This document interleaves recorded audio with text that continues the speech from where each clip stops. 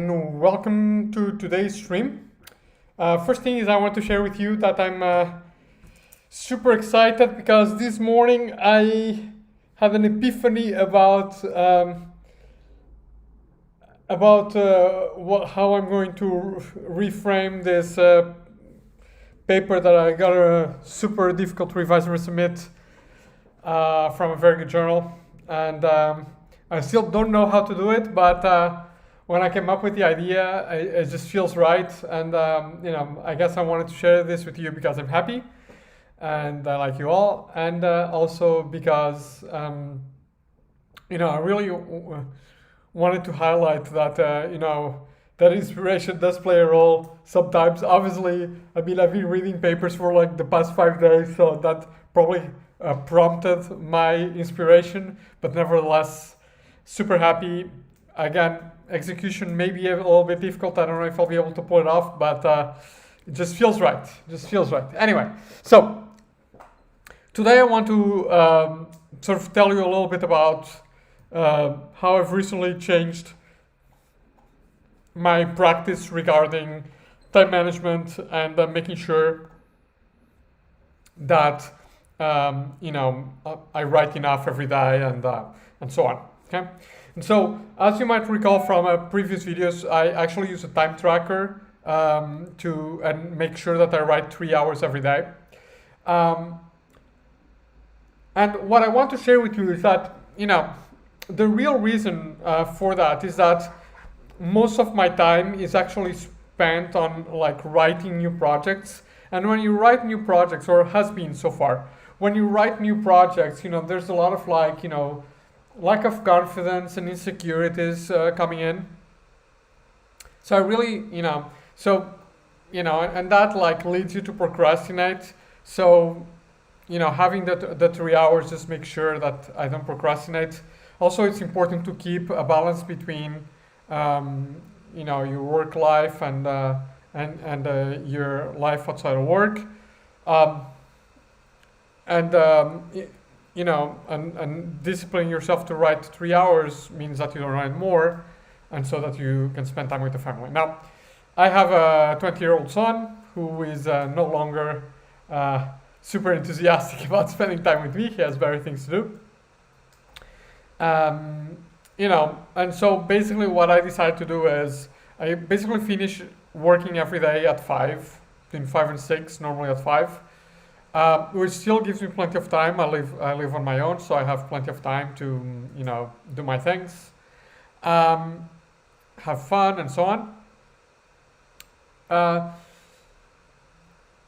And so I don't need the work-life balance part of the clock. And what has been happening lately is that basically, as you can see, I have like all of this. Revise and resubmits, these rejections end up being revise and resubmits just to another journal. So, in revise and resubmits, at least for me, they're almost like a challenge that I need to meet, and so I don't really need the motivation that much. I don't feel the insecurity that much. Sometimes I feel like I feel afraid, and I feel, maybe, I won't be able to do this, but it's easy for me to engage in the work of doing it, of not procrastinating, because for me, coming up with ideas and so on is very much about work. It's about reading for the revise and resubmit, because I sort of I'm being told what I'm supposed to do. So I guess it's just a context where, it's easier for me to get into a groove. It's easier for me to dispel the negative outcomes of insecurity. Okay. So that really highlights how important using something like a time tracker is, because it really disciplines you and it really allows you to overcome the effects of insecurity, and how important it is to see writing as labor, as something that you work on, not something that you get inspiration. As I told you, I got this mega inspiration this morning, but I've been working, reading hours every day, making detailed notes. I'll just show you. these are not my reading notes. These are just my notes from 4 ideas, right? So, really going in detail. Normally I do one of these per paper.